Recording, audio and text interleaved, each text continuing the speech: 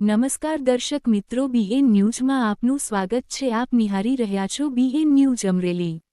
લીલિયાના મોટા ક્રાંકચ ગામે થયેલ બેંક કર્મચારી પર જીવલેણ હુમલાના આરોપીઓનું કરાયું રિકન્સ્ટ્રક્શન. વિસ્તારમાં ગુનાહિત પ્રવૃત્તિઓ કરનારા લુખ્ખા તત્વોમાં ફફડાટ.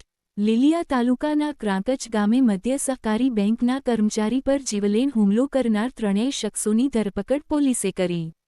જાહેરમાં ઉઠક બેઠક કરાવી કાયદાનું ભાન કરાવ્યું. લીલિયા તાલુકાના ક્રાંકચ ગામે થોડા દિવસો પહેલા એક મધ્ય સહકારી બેંકના કર્મચારી પર થયેલા હિચકારા હુમલાના બનાવમાં પોલીસે કડક કાર્યવાહી કરી છે.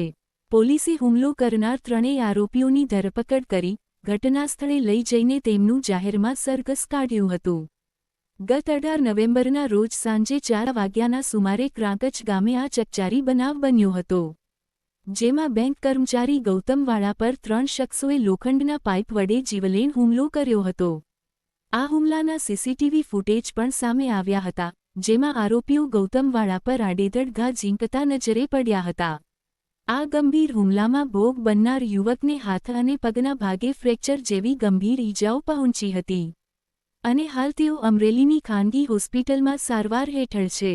પીઆઈએમડી સાળુંકે તેમજ લીલિયા પોલીસ ટીમની ત્વરિત કાર્યવાહી. બનાવની ગંભીરતાને ધ્યાને લઈ પોલીસે તપાસનો ધમધમાટ શરૂ કર્યો હતો અને ગણતરીના કલાકોમાં જ ત્રણેય આરોપીઓને ઝડપી પાડ્યા હતા.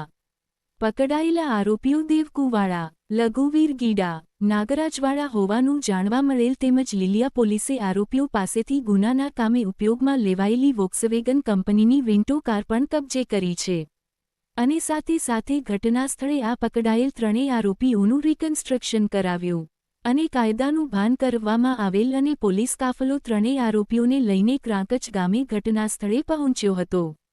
પીઆઈએમડી સાળુંકે અને અન્ય પોલીસ કર્મીઓની હાજરીમાં ગુનાનું રિકન્સ્ટ્રક્શન કરાવવામાં આવ્યું હતું. સમાજમાં ગુંડાગીરી કરનારા તત્વોમાં કાયદાનો ડર રહે તે હેતુથી પોલીસે આરોપીઓ પાસે સ્થળ પર જ ઉઠક બેઠક કરાવી હતી અને કાયદાનું ભાન કરાવ્યું હતું. પોલીસની આ કામગીરી અને રિકન્સ્ટ્રક્શન જોવા માટે ગામલોકોના મોટા ટોળા ઉમટી પડ્યા હતા. Reporter Sarfaraz Khokhar, BN news Amreli.